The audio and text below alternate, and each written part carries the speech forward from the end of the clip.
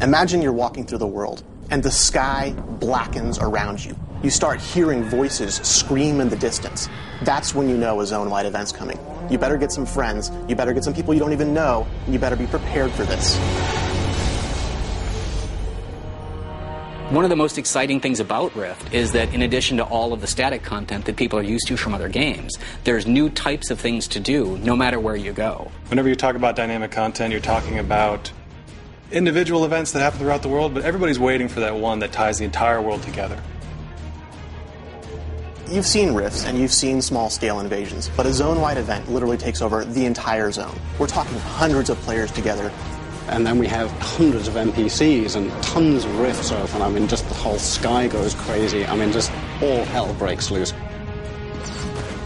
So it is very important for us to listen to our players, and we absolutely do. People said, we'd really love an open grouping system so we can get together in these raids a lot quicker. And that's exactly what we did.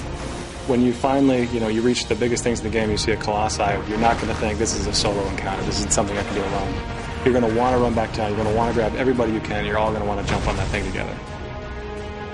We are offering dynamic content in a way that no other game is, because we are giving players direct control. Ancient Wardstones are like a content pinata. This is your way to interact with the world and drive the game and make it do what you want it to do. The most immediate impact the player is going to see is going to be in the quest hubs themselves. Doing the quest, upgrade the hub. By turning on one of the Ancient Wardstones for your faction, you are turning it off for them. It's a really fun part of the system. You get to go over there, blow up the other guy's Wardstone, and then take it for yourself. I get new content, I get new loot.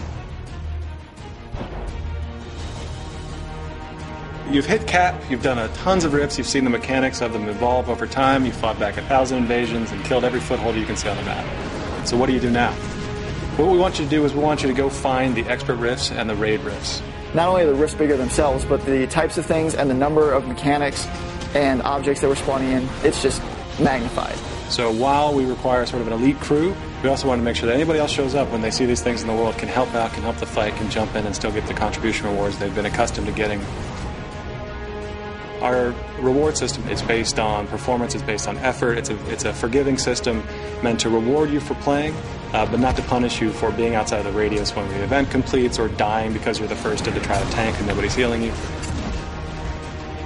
The best reward you get out of our dynamic content is the player focus. And this is essentially an item which has this number of slots associated with it, and you're going to be able to get essences from doing planar content. They can power up abilities you already have or give you new abilities.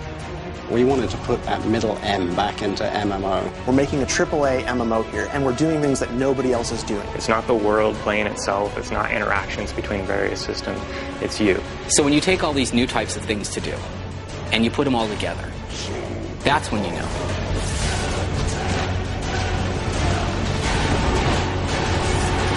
This is Rift.